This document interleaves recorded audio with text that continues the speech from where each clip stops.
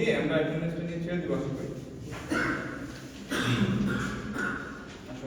আচ্ছা সবাই একটু দেখো তো, জাস্ট একটু চোখ বুলাও, একটু রিকল করার চেষ্টা করো।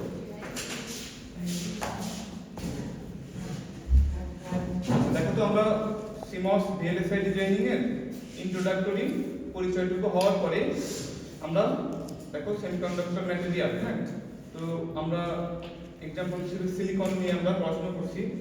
তো এরপরে যে ডোপিং, হ্যাঁ, টাইপ অফ ডোপিং এবং তার উপর ভিত্তি করে আমি কখন এন টাইপ পাবো, কখন পি টাইপ পাবো, মেজরিটি ক্যারিয়ার মাইনরিটি ক্যারিয়ার বলতে কি বোঝায়, এরপরে দেখা যাচ্ছে ডোনর আয়ন, অ্যাকসেপ্টর আয়ন, হ্যাঁ, এগুলো সব আমরা পড়ে ফেলছি, তাই না?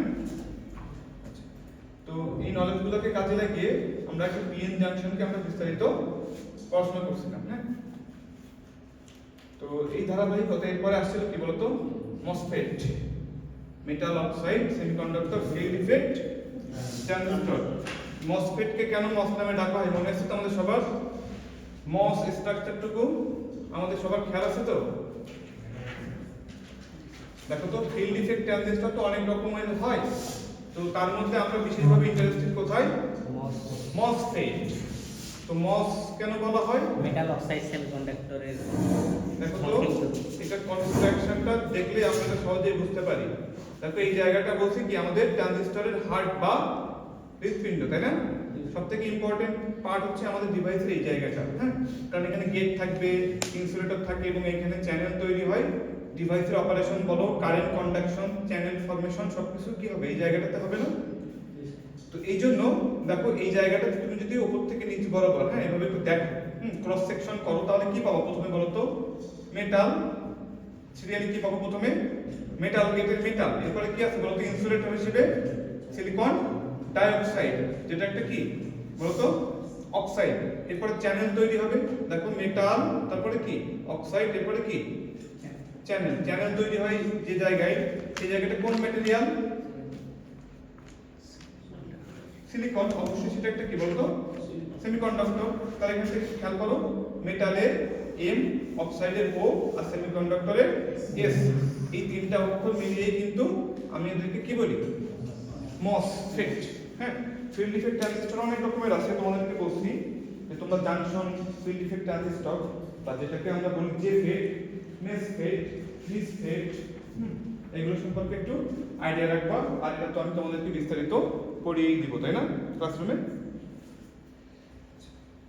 তো এই মসফেট দেখবে নামের মধ্যে দেখবা যে ম্যাক্সিমাম যে কোনো কিছু তুমি একটু খেয়াল করবা, নামের মধ্যে ঘুরে ফিরে তার কোনো একটা ফিজিক্স, তার কোনো একটা কনস্ট্রাকশন সবকিছু থাকেই। আমাদের লিটারেচারে ইলেকট্রিক্যাল ইঞ্জিনিয়ারিং এর এই ডোমেইনে দেখবা যে কোনো কিছু পেছনে আমাদের বিভিন্ন জায়গায় রিসার্চাররা, সায়েন্টিস্টরা, ডিজাইনাররা কিন্তু এমনি কোন একটা নাম একদম ঠিক করে পরিপক, হ্যাঁ, কোন একটা মিল থাকেই। যেমন এর আগে তোমাদের একটা ছোট্ট উদাহরণ দিয়েছিলাম, মনে আছে? দেখো তো ডায়োডের ক্যারেক্টারিস্টিক্স এরকম তোমরা পড়ছো, তো দেখো তো ডায়োডের ক্যারেক্টারিস্টিক্স এরকম না? জি। তাই তো নাকি? তো এই যে ভোল্টেজে কারেন্ট ফ্লোটা শুরু হয় তাকে আমরা কি বলতাম বলো তো? নি ভোল্টেজ বলতাম না? নি। তো কে এন ডাবল নি মানে কি বলো তো? মানুষের হাঁটু, হ্যাঁ, তো সেটা ভাঁজ করলে যেমন দেখা যায় কাইন্ড অফ সেরকম। এজন্য এটাকে কিন্তু বিজ্ঞানীরা মজা করে কি নাম দিছে? নি ভোল্টেজ। কি নাম দিছে? নি ভোল্টেজ। এরকম যে কোনো নাম, যে কোনো টার্মিনোলজি, এটার পেছনে দেখবা যে একটা সূক্ষ্ম কারণ রয়ে গেছে, হ্যাঁ। আচ্ছা, যাই হোক, তো এখন এনমস পিমস এর অপারেশন নিয়ে আমাদের আশা করি কারো সমস্যা নেই, তাই তো? সমস্যা আছে? না স্যার। এনমস কখন অন হবে বলো তো? গেট সিগন্যালের উপর ভিত্তি করে। গেটের সি আমি 0 দিলাম, বলো তো পিমস অন আছে নাকি অফ আছে? আসো আসো, কি বলছি বলতো? আমি গেটে 0 সিগন্যাল দিব, পিমস অন আছে নাকি অফ আছে? অন। কিন্তু এখনো কিন্তু অফ অনেকেই বলছে। একজনই হইছে এটা এটা। আচ্ছা, সমস্যা নেই। এখনো যদি এটা নিয়ে এলোমেলো হয় তাহলে একটু পড়াশোনা করতে হবে, কিন্তু সামনের দিনগুলোতে বলছি যে আমরা কিন্তু এটা ভাবারও অবকাশ পাবো না। তো পিমসকে তো আমার অন করতে গেলে নেগেটিভ ভোল্টেজ লাগার কথা না, এটা একটা, তাই কি না? বাট আমি নেগেটিভ ভোল্টেজ ইউজ করার জন্য কি করছিলাম মনে আছে তোমাদের? বডি বা সাবস্ট্রেটকে অলওয়েজ কার সাথে কানেক্ট করা হয়? বডি বা সাবস্ট্রেটকে অলওয়েজ সোর্সের সাথে কানেক্ট করা হয় না? এই মনে নাই এগুলো? তোমাদেরকে তো এভাবে এই যে ট্রিপল এস এভাবে তো তোমাদেরকে শর্টকাটে মনে রাখার টেকনিকও শিখাইছি। দেখো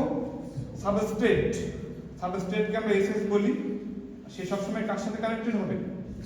সোর্সের সাথে। সেটা আইদার এনমস হোক অথবা পিমস হোক। হ্যাঁ, এই শর্টকাট গুলো বলে দিব তোমাদের, এগুলো একটু মনে রাখবা এবং এগুলো একটু প্র্যাকটিস করবা, ঠিক আছে? এই ছোট ছোট জিনিসগুলো যদি মনে রাখো একটু, আচ্ছা আমি বলছি, তাহলে দেখবা যে কোনো সমস্যা হবে না যে কোনো ডিসিশন মেক করতে বা ডিজাইনিং।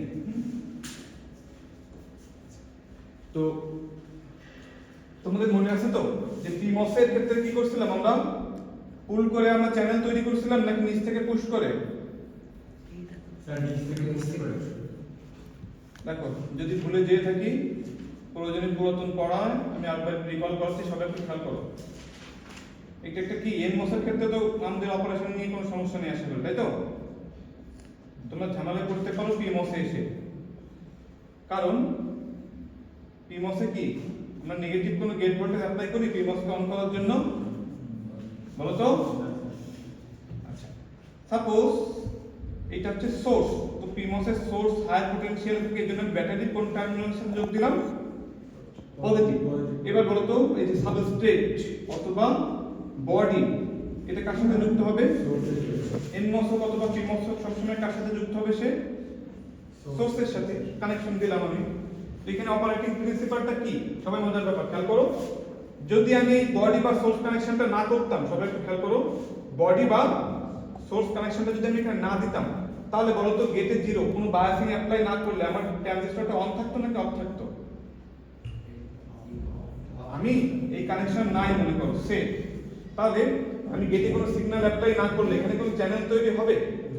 কারণ কি এটা কি এন টাইপের সাবস্ট্রেট না? হিউজ পরিমাণ কি আছে সব জায়গায় ছড়িয়ে ছিটিয়ে ইলেকট্রন, বাট আমার সোর্স ড্রেইন এখানে কি আছে? হোল।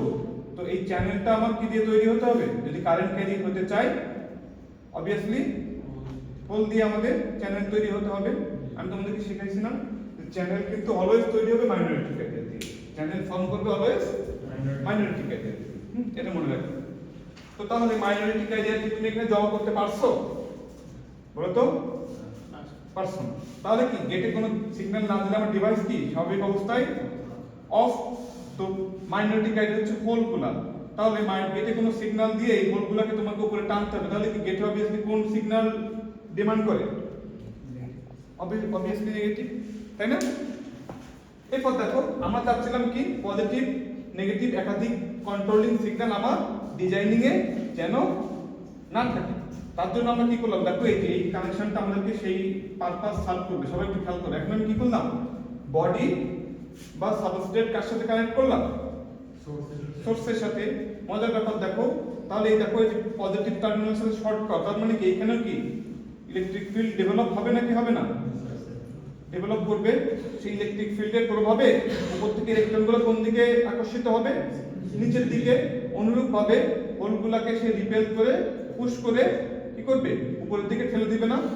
তো এইখানে তোমার তখন হোলগুলো যদি জমা হয় নিচ থেকে আনার পজিটিভ যদি একটা ডিকশন সে পায়, তাহলে এখানে হোলগুলো জমা হবে, মাইনরিটি ক্যারিয়ার দিয়ে চ্যানেল তৈরি হবে এবং আমার ডিভাইসে তখন কি থাকবে? অন থাকবে। এজন্য আমরা শিখছিলাম কি যে পিমস নরমালি অন ডিভাইস নাকি নরমালি অফ ডিভাইস? স্বাভাবিক অবস্থায় সে কি থাকে? নরমালি মানে কি কোনো গেট সিগন্যাল অ্যাপ্লাই করব না, একদম স্বাভাবিক ডিভাইস। নরমালি অন ডিভাইস তৈরি করে ফেলছিলাম না তাকে আমি, আর এনমস গুলো নরমালি অফ ডিভাইস। তো এই অপারেশন নিয়ে যেন আমাদের কোনো সমস্যা না থাকে, এইজন্য তোমাদেরকে দ্রুত বলতে বলছি গেটে যদি জিরো সিগন্যাল অ্যাপ্লাই করি পিমস কি থাকে? অন থাকবে। অন থাকে। বাট এনমস এর গেটে জিরো দিলে কোনো চ্যানেল তৈরি হয় না, সে কি থাকে? অফ থাকে। অফ থাকে। এবার দেখো গেটে ওয়ান অ্যাপ্লাই করবা, এবার দেখো এই ট্রানজিস্টরকে অফ করতে গেলেই উল্টেই তোমার এখন কি দেওয়া লাগবে? গেটে একটা পজিটিভ সিগন্যাল দিয়ে জোর করে করতে কি করতে হবে?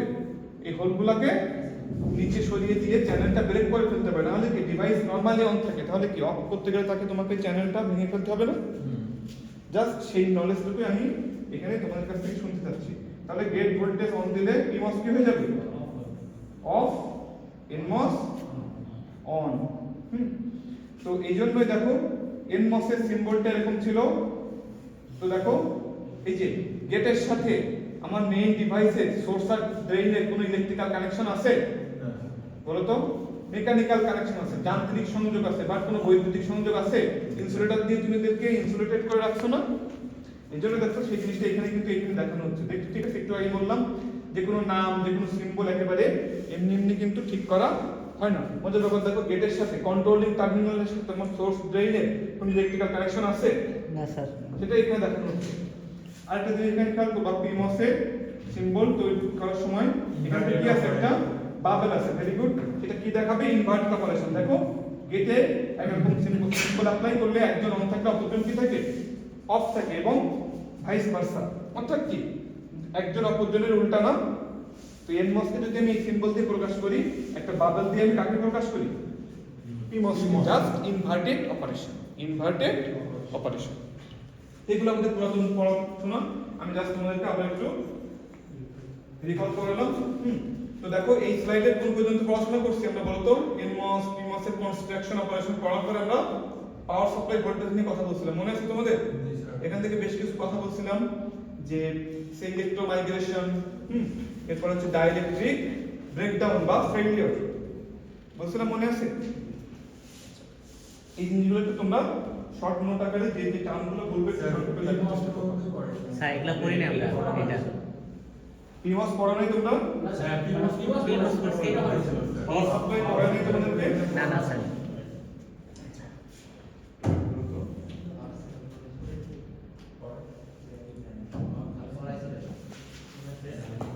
মানে স্যার শুরু করছিলেন স্যার। আমি পড়িয়েছি, একটু দেখো তো নোট খাতা বের করে তোমাদের।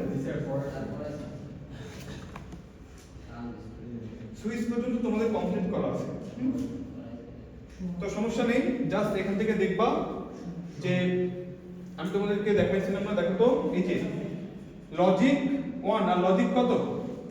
0। লজিক 1 লজিক 0, এটা কিন্তু বাইনারি 1 আর বাইনারি 0। কোনো ভোল্টেজ কিন্তু বলি না, এগুলো কি লজিকের 0 লজিকের 1। বাট 1 হিসেবে আমি কাকে পরিচয় করাই? আগে কতকে 1 হিসেবে পরিচয় করে দিতাম আমি? প্লাস 5 ভোল্ট, কিন্তু এটা কিন্তু ভোল্ট, এক্সাক্ট ভোল্ট, এটা কিন্তু আমাদের লজিক, খেয়াল করবা। আর 0 হিসেবে আমি কাকে বোঝাইতাম? 0 ভোল্ট। তো এই 5 ভোল্টকেও আমরা এখন পাওয়ার সাপ্লাইয়ের ভোল্টেজ বা হাই ভোল্টেজ রেঞ্জ হিসেবে রাখতে পারি না, কারণ ট্রানজিস্টরগুলোকে হাই ডেনসিটিতে প্যাকেজিং করার জন্য আমি কি করছি? দিন বাই দিন তাদেরকে মিনিয়েচারাইজ করে ফেলছি, অর্থাৎ কি ছোট করে ফেলছি। তো ছোট ওই যে ট্রানজিস্টরগুলো সব লেয়ার কি হবে? পাতলা হবে না? আগে থেকে ইনসুলেটিং দিয়ে সিলিকন ডাইঅক্সাইডের লেয়ার সবকিছু পাতলা হবে। এজন্যই দেখো এখানে বলছে কি 1980 দশক বা তার আগে VDD হিসেবে কত ইউজ করা হতো? 5 volt. But VDD has decreased in modern processes. কেন? বর্তমান মডার্ন প্রসেসগুলোতে VDD আরো কমিয়ে ফেলা হয়েছে, কারণ এই 5 ভোল্টকে তারা হাই VDD বলছে। কেন বলছেন 5 ভোল্টকে তারা হাই VDD বলছে? হ্যাঁ, তো এটার কারণ কি? কারণ হচ্ছে ওই যে কম্প্যারিজন। তো দেখা যাচ্ছে ডিভাইসটা যদি বড় হতো, তার জন্য দেখা যাচ্ছে সেরকম বড় সাইজের কোনো ডিভাইস, সেখানে দেখা যাচ্ছে 200-300 ভোল্ট তাদের কাছে কিছুই না। বাট এত ছোট স্কেলে এই জন্য এখানে 5 ভোল্টকে তারা কি বলছে? হাই VDD বলছে। উড ড্যামেজ মডার্ন টাইম ট্রানজিস্টরস, অর্থাৎ কি মডার্ন যে ক্ষুদ্র ক্ষুদ্র অতি ক্ষুদ্র ন্যানো স্কেলের এই ডিভাইসগুলোকে ওই 5 ভোল্টের দ্বারা কি হয়ে যেতে পারে? ড্যামেজ হয়ে যেতে পারে, ডাইইলেকট্রিক ব্রেকডাউন হইতে পারে। এই যে তোমাদেরকে আমি গত ক্লাসে বলছি, দেখো ট্রানজিস্টর যখন ছোট হয়ে যাবে, যদি আমি বড় করে আঁকছি এখানে, তখন কি হয়ে যাবে? তোমার এই ইনসুলেটিং লেয়ার, সিলিকন ডাইঅক্সাইডের লেয়ার, সেটাও কি হয়ে যাবে? খুবই পাতলা হয়ে যাবে না খুব? তো সেই পাতলা যত হবে তার ডাইইলেকট্রিক স্ট্রেংথ কিন্তু তত কমে যাবে, তত ভোল্টেজ উইথ স্ট্যান্ডিং ক্যাপাবিলিটি তার তত কমে যাবে। এই হচ্ছে ব্যাপার। আরেকটা ব্যাপার কি বলছিলাম, যে তোমাদেরকে সুইচিং পাওয়ার বা ডাইনামিক পাওয়ার ইকুয়েশন যখন আমরা পড়ব, তখন আমরা ইকুয়েশনটা দেখব আলফা সি VDD এর square unit of F. F হচ্ছে ফ্রিকোয়েন্সি। আলফাটার পরিচয় এখন তোমরা পাবা না, এটাকে আমি পরে বলবো। আলফা হচ্ছে অ্যাক্টিভিটি ফ্যাক্টর, এটা একটা জাস্ট কনস্ট্যান্ট একটা নির্দিষ্ট অ্যাপ্লিকেশনের জন্য। সিটা কি? Total capacitance. ভিডিডিটা হচ্ছে আমাদের সেই পাওয়ার সাপ্লাই, এফটা হচ্ছে আমাদের ফ্রিকোয়েন্সি। তাহলে এখান থেকে বাকি সব রাশিকে যদি আমি কনস্ট্যান্ট হিসেবে ধরে নিই, তাহলে দেখো তো সুইচিং পাওয়ার কি হয় বলো তো? VDD এর স্কয়ারের সমানুপাতিক। তো এই জন্য যত তুমি তোমার পাওয়ার সাপ্লাই ভোল্টেজটাকে কমিয়ে নিয়ে আসতে পারবা, তোমার সুইচিং পাওয়ার ডিসিপেশনটা কি হবে, তত কমে যাবে, তাই না? তো এই সকল কারণেই আমরা কি করছি, আমাদেরকে বাধ্য হয়ে বা আমাদের সিস্টেমের অ্যাডভান্টেজের জন্য আমরা VDD কে কমিয়ে নিয়ে আসছি। তো দেখো 3.3 2.5 এখন এটা কিন্তু লেস দ্যান 1 ভোল্টও চলে আসছে, মনে থাকবে?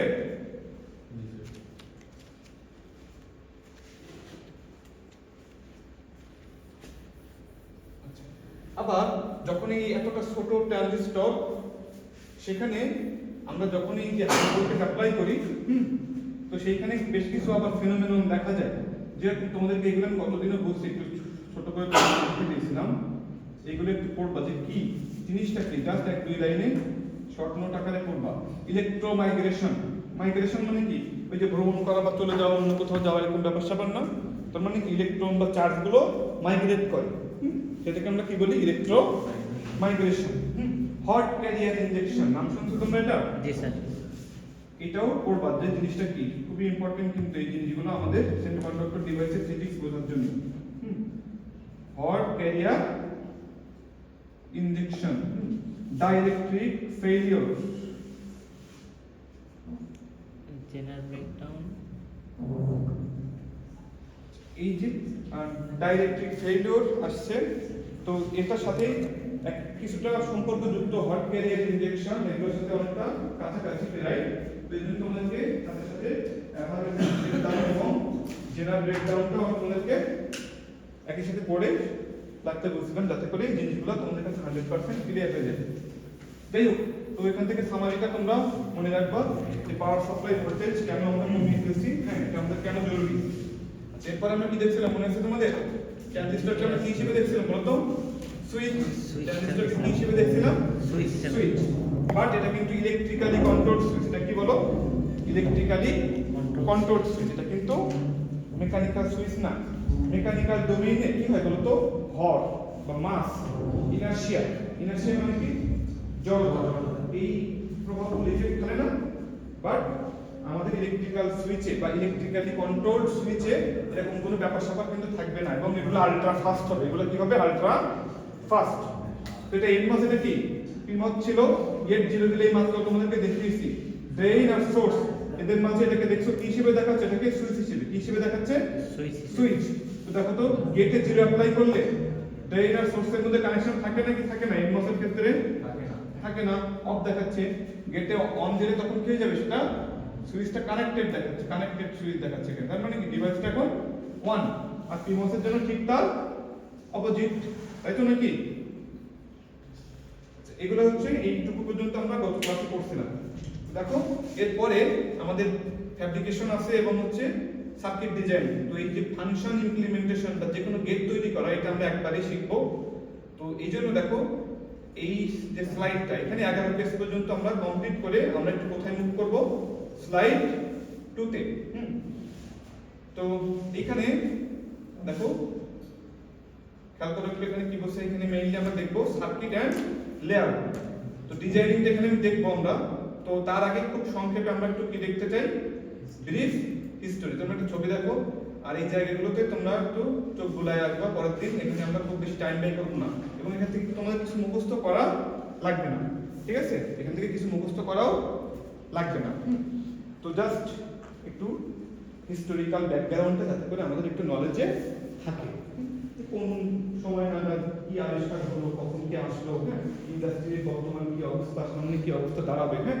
তো আমাদের এই পুরো সেমিকন্ডাক্টর ইন্ডাস্ট্রি সম্পর্কে তোমাদেরকে একটু আইডিয়া দিব। তো এখান থেকে একটু দেখবা ফার্স্ট ইন্টিগ্রেটেড সার্কিট কত সালে তৈরি করা হয়েছে, 1958 সালে। মাত্র 2টা ট্রানজিস্টর দিয়ে একটা ফ্লিপ ফ্লপ তৈরি করা হয়েছে।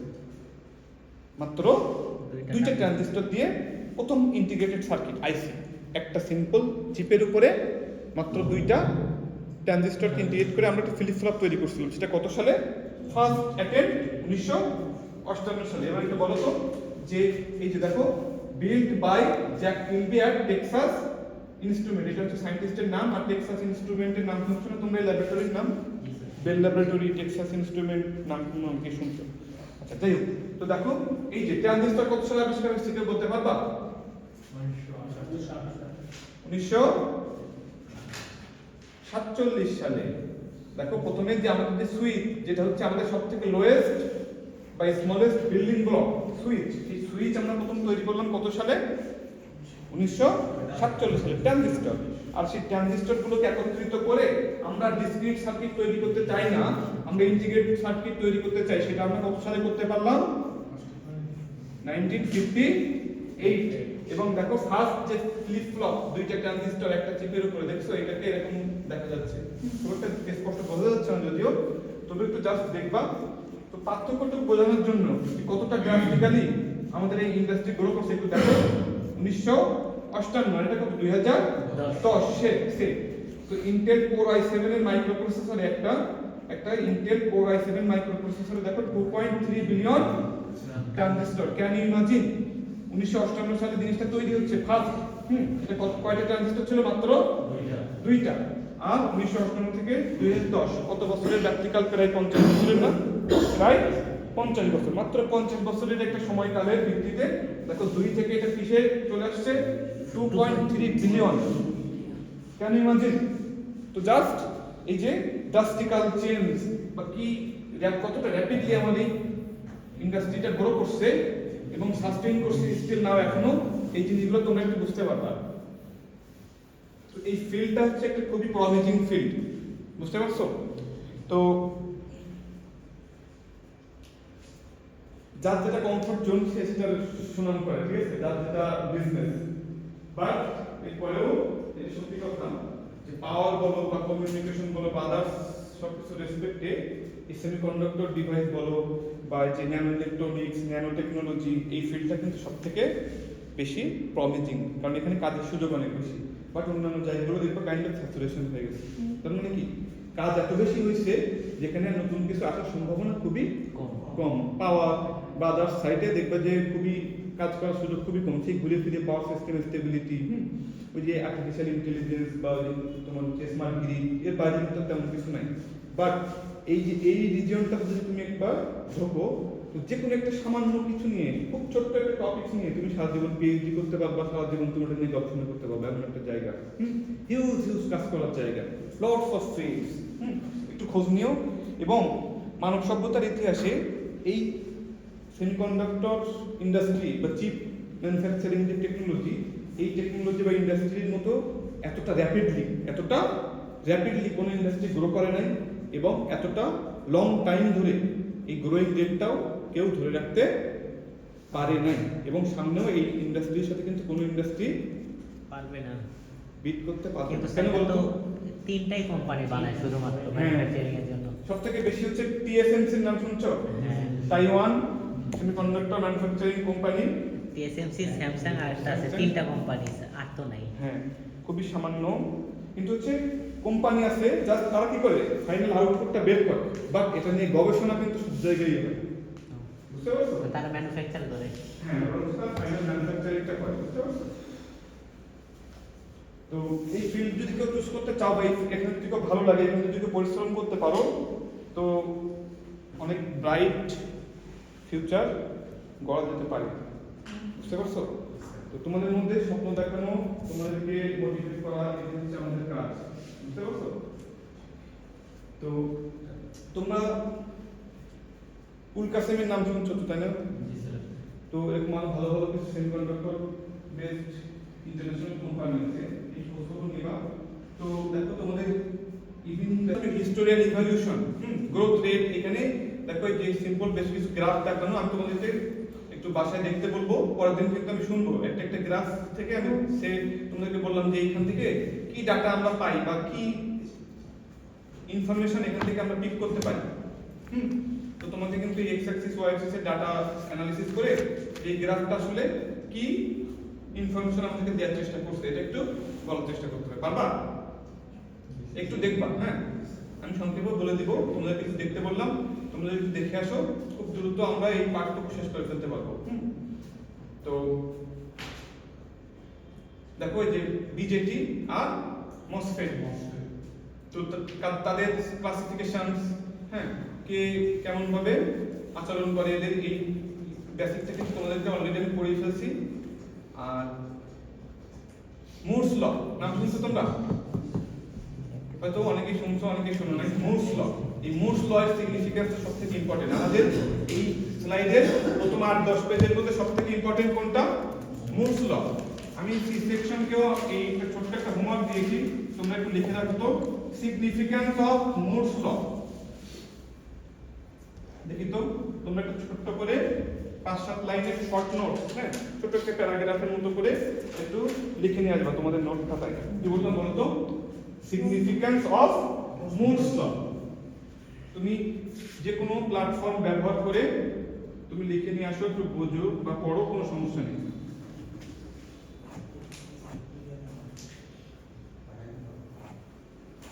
সিগনিফিকেন্স অফ মুরস ল, এটা সংক্ষেপে তোমাদেরকে বলবো নেক্সট দিন, আজকে আর বললাম না, দেখি তো অনেকেই নাই। আচ্ছা, তো আলটিমেটলি তোমরা হচ্ছে আপ টু 12 পেজ সেকেন্ড যে ম্যাটেরিয়াল লেকচার 2, এটা আপ টু 12 পেজ পর্যন্ত তোমাদের একটু হোমওয়ার্ক থাকবে, স্পেশালি সিগনিফিকেন্স অফ মুরস ল। এই স্লাইডের এই যে 12তম পেজ পর্যন্ত কিন্তু কোনো কিছু মুখস্থ করা লাগবে না আমাদের, বুঝতে পারছি আমি? জাস্ট হচ্ছে আমরা কি করবো বলতো, ইন্ডাস্ট্রির ব্যাকগ্রাউন্ডটা, বর্তমান কারেন্ট স্ট্যাটাস এবং এটা ফিউচার বোঝার জন্য এই জিনিসগুলো সম্পর্কে আমাদের একটা আইডিয়া রাখার প্রয়োজন আছে। কিন্তু হুবহু ধরে আমাদের মুখস্থ করা লাগবে না, বা এই গ্রাফগুলো আছে এই সাল ধরে ধরে বা এই সংখ্যাগুলো ধরে ধরে আমাদেরকে এক্সাক্ট এরকম ভাবে আঁকতে হবে, নট নেসেসারি। এখানে তোমাদের কোনো প্রেশার নেওয়ার কিছুই নাই। তো আমি কিন্তু তাহলে আগামী দিন এই 12 পেজ পর্যন্ত খুব দ্রুত শেষ করে ফেলবো, অল্প সময়ে। তোমরা একটু বাসা থেকে দেখে আসবা, মনে থাকবে? তো ঠিক আছে, আজকে এই পর্যন্তই থাকো।